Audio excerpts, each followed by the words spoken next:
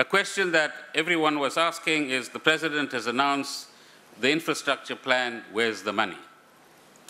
The Presidential Infrastructure Coordination Commission has made considerable progress in identifying projects and clarifying long-term investment plans to drive economic change.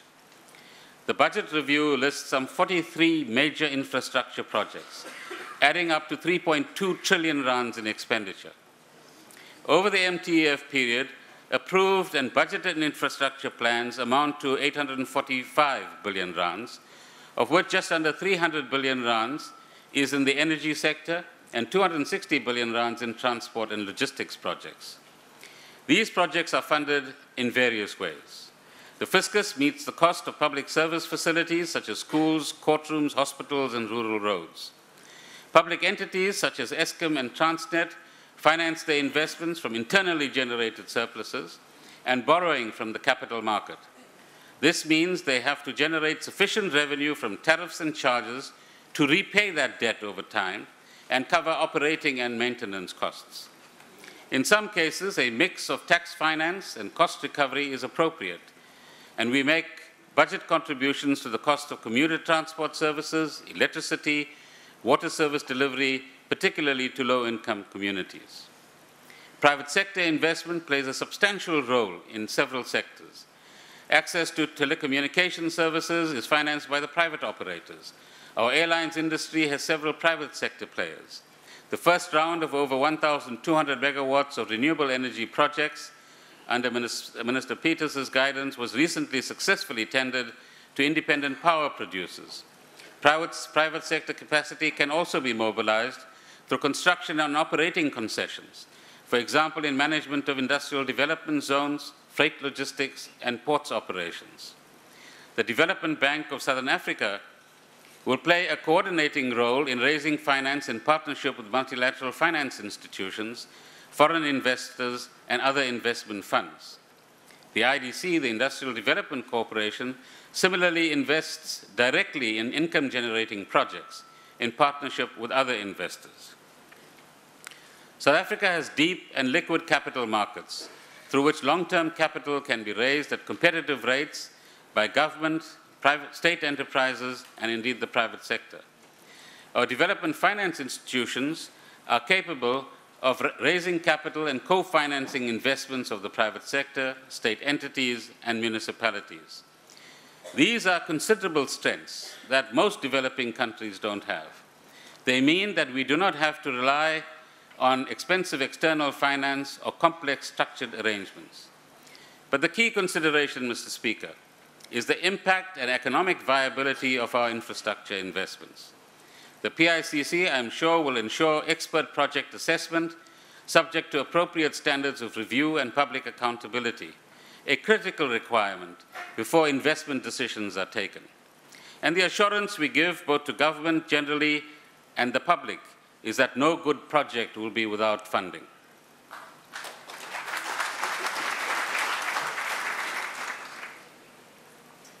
Of course, you might ask, what is a good project? But we'll come back to that. We are aware of several weaknesses in the state's infrastructure capacity, and we must be frank about that. In the past, spending has lagged behind plans. Our estimate is that in 2010-11, 178 billion was spent out of a planned 260 billion, or just 68%. But there's no point in pointing out weaknesses and moaning about them. The real issue is, what do we do to correct those weaknesses? We have to do better than that, and I'm sure all of us will agree. State enterprises, municipalities, provinces, government departments all need to improve their planning and management of capital projects. In addition to long delays, we have often experienced significant cost overruns in infrastructure projects. That's a responsibility not just of government, but the private sector as well. So we shall step up the quality of planning, costing, and project management so that infrastructure is delivered on time and on budget. This means that government departments and municipalities that do not spend, underspend, or misspend their allocated funding will be at risk of losing those allocations.